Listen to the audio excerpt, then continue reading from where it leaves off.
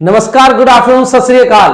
कैसे हैं दोस्तों आप लोग? आई होप बहुत अच्छे से होंगे और काफी वीडियोस मेरी एंजॉय भी कर रहे होंगे। सबसे पहले आप लोगों के प्यार के लिए धन्यवाद, जो आप मुझे इतना प्यार दे रहे हैं यूट्यूब पर मेरे चैनल को।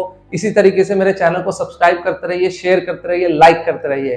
बेसिकली आज मैं आया हूं यहाँ पर कुछ मोटिवेशन की बातें करने। दोस्तों, बहुत सारे लोग मेरे पास आते हैं और बातें करते हैं इंग्लिश के रिगार्डिंग, एजुकेशन के रिगार्डिंग।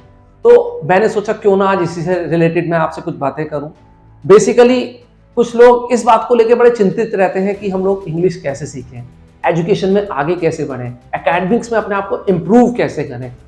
तो मैं आज आपको यह बताऊंगा कि आपको अपने आप को एकेडमिक्स में कैसे इंप्रूव करना है और अपने कम्युनिकेशन पर कैसे मेहनत करनी है।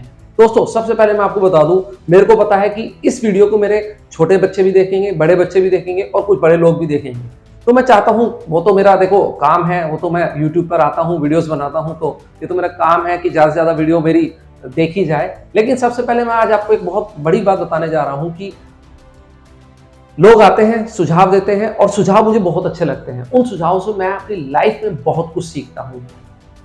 शायद, मुझे नहीं पता, हो सकता है बहुत से लोगों को ये बात पता हो कि अगर आप अपनी एजुकेशन में यानी एडुकेशन में अपनी इंप्रूव करना चाहते हैं, अपनी एजुकेशन को बहुत स्ट्रॉन्ग करना चाहते हैं, तो सबसे पहले आपका बेसिक एकेडमिक्स बड़ा स्ट्रॉन्ग होना चाहिए। जैसा कि अपना 9th, 10th, 11th, 12th। I am sure जिस बच्चे का 9th, 10th, 11th और 12th स्ट्रॉन्ग होता है, वो बच्चा अपनी लाइफ में अभी पीछे मुड़ के नहीं देखेगा, क्योंकि उसके एकेडमिक्स स्ट्रॉन्ग है और आगे उसके लिए बहुत सारे ऑप्शंस ओपन हो जाते हैं।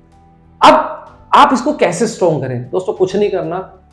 ठीक है, स्कूल में आप जाते हैं, टीचर्स बहुत मेहनत करते हैं, टीचर्स बहुत आपको एक्टिविटी कराते हैं, लेकिन आज की डेट में दोस्तों सबसे पहले इस माइंड का ओपन होना बहुत ज़रूरी है। बहुत कंपटीशन है हमारे देश में, बहुत ज़्यादा स्ट्रेस भी है और जॉब्स लिमिटेड है। और जॉब्स लिमिटेड होने के साथ साथ हम लोगों के ऊपर प्रेशर इस बात का है कि हम लोगों को अपने एकेडमिक्स यानी जैसे हमारी एजुकेशन पूरी हो, उस जॉब को हम किसी तरीके से ले लें। तो उसके लिए दोस्तों आपको एक छोटा सा काम ये करना पड़ेगा कि अपने अंदर एक क्वालिटी मेंटेन करना होगा। अब वो क्वालिटी मेंटेन कैसे होगा वो मैं आपको बताता हूँ। क्वालिटी दोस्तों मेंटेन होता है नॉलेज से। जितना आपके पास नॉलेज होगा, जितना आपके पास ज्ञान होगा, उतना आप अपनी क्वालिटी को अपनी लाइफ के अंदर दोस्तों मेंटेन कर सकते हैं। कई बार दोस्तों मेरे से लोग ये भी आके पूछते हैं how to gain confidence. How to gain confidence. Confidence भी दोस्तों नॉलेज से ही आता है, ज्ञान से ही आता है। अगर आज मैं आपके सामने खड़े होकर यहाँ पर बोल रहा हूँ, कैमरे के आगे नॉन स्टॉप कंटिन्यूसली बोले जा रहा हूँ, तो कहीं ना कहीं से मैंने भी ज्ञान लिया है, थोड़ा बहुत मैं भी ज्ञान लेता हूँ, तभी मैं इतनी बातें आपके सामने आके कर जाता हूँ। और कुछ मेरे अंदर एक नेचर है कि मैं प्रैक्टिकली चीज़ों को ज़्यादा उठाता हूँ लाइफ के अंदर, प्रैक्टिकली चीज़ों को ज़्यादा लेता हूँ कि हमारे सराउंडिंग्स क्या चल रहा है आजकल। सराउंडिंग्स तो दोस्तों सबसे ज़्यादा मैं आपको बता दूँ कि क्या चल रहा है। बच्चा स्कूल जाता है, पढ़ता है, बुक्स में अपना जो पढ़ता है बस उसको याद करता है, उसके बाद अपने एग्जाम्स देता है और उसके बाद मार्क्स अच्छे आ जाते हैं और उसको लगता है यस मेरा एक अच्छा परसेंटेज आ गया, मैं बहुत आगे बढ़ गया। नहीं दोस्तों, अब इसको थोड़ा सा आपको चेंज करना पड़ेगा। चेंज आप कैसे करेंगे? आप बुक से पढ़िए, बुक का ज्ञान लीजिए, बिल्कुल लीजिए, लेकिन थोड़ा सा आपको बुक से भी बाहर जाना पड़ेगा, यानी आउट ऑफ सिलेबस भी जाना होगा। जब आप आउट ऑफ सिलेबस जाएंगे यानी आप पढ़ेंगे, तो आपका जीएस भी स्ट्रॉन्ग होगा, जीके भी स्ट्रॉन्ग होगा और लोग आपसे जब बातें करते हैं, आप 4 लोगों के बीच में खड़े होकर अपने व्यूज भी शेयर कर सकते हैं। अब वो व्यूज कैसे शेयर होंगे दोस्तों? वो ऐसे ही तो होंगे जब आपके पास नॉलेज होगा, जब आपका एकेडमिक स्ट्रॉन्ग होगा, जब आपने बुक्स पढ़ रखी होंगी। जब तक आपने बुक्स नहीं पढ़ी होंगी तो तब तक आप कैसे अपनी जिंदगी के अंदर आगे बढ़ेंगे। और बेसिकली कुछ लोग कहते हैं सर ज्यादा बुक पढ़ते हैं तो दिस इज कॉल्ड पेन लेना। दोस्तों this is not called pain लेना। मुझसे किसी ने पूछा what is the meaning of pain, तो मैंने उसको एक जवाब दिया, the meaning of pain is positive attitude in negative situation. कि जब आप नेगेटिव सिचुएशन में अपने आप को पॉजिटिव रखते हैं, this is called in my point of view pen.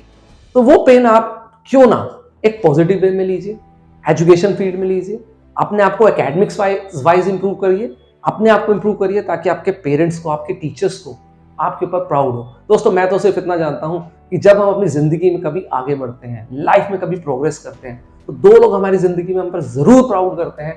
बाकी का मुझे पता नहीं, लेकिन 2 लोगों को हम लोगों पर बहुत प्राउड होता है। पहले होते हैं हमारे पेरेंट्स और दूसरे होते हैं हमारे टीचर्स। पेरेंट्स कहते हैं मेरा बच्चा, मेरा बेटा, मेरा बेटी।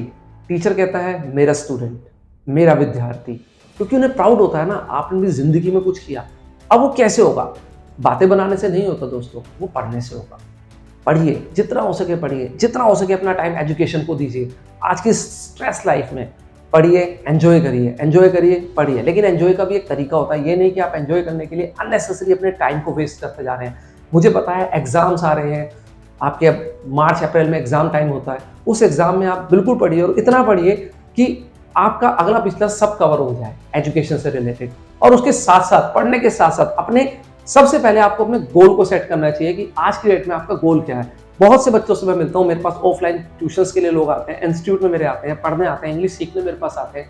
वो अपने गोल के बारे में नहीं जानते, उन्हें यही नहीं पता कि उन्हें इस एजुकेशन के बाद करना ही क्या है। दोस्तों, जब तक गोल निर्धारित नहीं होगा, गोल डिसाइड नहीं होगा, आप मुझे बताइए कि कैसे आप अपनी लाइफ में आगे बढ़ेंगे।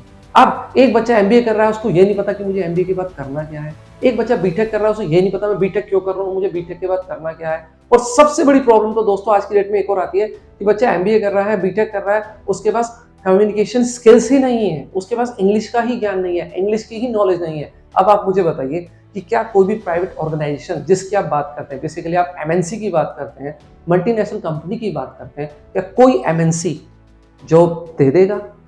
I don't think so. तो जॉब शुड बी गिवन। मेरे को नहीं लगता कि दोस्तों जॉब मिलेगी। जॉब मिलेगी एफर्ट से। किसी ने मुझसे पूछा कि ई फॉर क्या होता है, तो मैंने उसको एक जवाब दिया, बेटा जब हम स्कूल जाते थे, कॉलेज जाते थे, तो हम लोगों के माइंड में चलता था ई फॉर एलिफेंट। उसके बाद स्कूल के बाद हम लोग कॉलेज लाइफ में आए, तो हम दोस्तों के बीच में आए, दोस्तों से हमने सीखा ई फॉर एक्सक्यूजेस। हमारे को एक्सक्यूजेस देने बहुत अच्छे आ गए।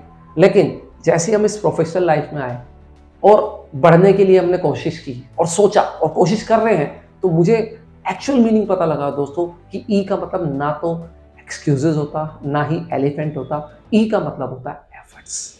जब तक हम अपनी जिंदगी में, इस लाइफ में एफर्ट्स नहीं करेंगे दोस्तों, हम कभी भी आगे नहीं बढ़ सकते। तो हमें सिर्फ एक अपने अंदर एटीट्यूड डालना है, इस माइंड को सबसे पहले खोलना है, क्योंकि जब तक आपका माइंड ब्लॉक रहेगा आप अपनी जिंदगी में कुछ नहीं कर सकते। इस माइंड को ओपन करना है, एटीट्यूड को अपने पॉजिटिव रखना है, नेगेटिव सिचुएशन में भी हमको पॉजिटिव रहना है, अपने नॉलेज को एनहेंस करना है, ताकि जॉब्स हमारे पीछे पीछे हों और हम जॉब के आगे आगे हों। लेकिन आज की डेट में हो क्या रहा है कि बहुत से लोगों से मैं मिलता हूँ, बहुत से कैंडिडेट से मैं मिलता हूँ, वो बेचारे जॉब के पीछे पीछे, जॉब उनसे बहुत आगे आगे है। और दोस्तों, जॉब आज की डेट में उसको मिलती है जिसके पास कुछ क्वालिटी है, जिसके पास कुछ नॉलेज होती है, जिसका मैं आपसे जिक्र कर रहा हूँ। तो इस नॉलेज को लेने के लिए, इस क्वालिटी को मेंटेन करने के लिए the time has come, my dear students, my dear friends. जितने भी लोग इस समय मुझे देख रहे हैं, मैं उनको कहना चाहूँगा कि अब वो समय आ गया है, पढ़िए, खूब पढ़िए, पढ़ते रहिए, पेरेंट्स को प्राउड कराइए, अपने टीचर्स को प्राउड फील कराइए, जिससे आपको कभी कोई प्रॉब्लम ना हो। और दूसरा, एग्जाम में कभी भी स्ट्रेस मत लीजिए, टेंशन मत लीजिए। एग्जाम में कोशिश करिए कि हमको रिवीजन करना हो। ये नहीं कि हम एग्जाम में लेके उसी दिन पूरी एक रात में, 2 रात में बैठ के उसको कंटिन्यूसली पढ़ लें, पॉसिबल नहीं है दोस्तों। अभी से पढ़ना शुरू कर दीजिए, क्योंकि ज्यादा समय नहीं है इस समय। एग्जाम्स में भी बच्चों के मैं देख रहा हूँ बहुत जल्द एग्जाम्स है, ताकि आने वाले समय में आप एक अच्छा स्कोर कर सके। और जिसके लिए मैं हमेशा कहता हूं दोस्तों कि अपने इंग्लिश को हमेशा इंप्रूव रखिए। इंग्लिश की बहुत वैल्यू है, कम्युनिकेशन की बहुत वैल्यू है। डिग्री के साथ साथ अगर आपके पास इंग्लिश आ गई तो आप सोच भी नहीं सकते कि आपको ये इंग्लिश कहां से कहां ले जा सकती है। और मैं हमेशा ये बात कहता हूं कि इंग्लिश सीखना आज की डेट में it's not a big task, only have to just put your efforts. आपको सिर्फ अपने एफर्ट्स रखने हैं। If you put your efforts, I am sure you are going to come out with flying colours. आप जरूर सफलता के झंडे गाड़ेंगे और इस इंग्लिश में अपने आप को बहुत अच्छा इंप्रूव करके एक अच्छा जॉब ले सकते हैं। और वैल्यू दोस्तों आज की डेट में एकेडमिक प्लस एजुकेशन। एजुकेशन से मेरा मतलब है एकेडमिक्स आपका इंटर तक स्ट्रॉन्ग होना चाहिए। ग्रेजुएशन में आपका एक अच्छा परसेंटेज है तो भी कोई दिक्कत नहीं है, नहीं है तो भी कोई दिक्कत नहीं है, बट आपका कम्युनिकेशन पे अच्छा कमांड होना चाहिए, जिससे आपको आसानी से एक फ्यूचर के अंदर कोई भी एक अच्छी जॉब मिल जाए। तो आप मेहनत करिए, खूब मेहनत करिए, ताकि आपको आगे चल के कभी भी लाइफ के अंदर दोस्तों कोई समस्या का सामना ना करना पड़े। इसी उम्मीद के साथ अब मैं इस वीडियो का अंत करता हूं और आगे आता रहूंगा दोस्तों आपके लिए और बहुत सारे मोटिवेशन व्यूज लेके, मोटिवेशनल वीडियोस लेके, जिससे आप लोग मोटिवेट हो और अपनी लाइफ में आगे बढ़े। From my side please take care, bye bye, all the best दोस्तों, गुड लक।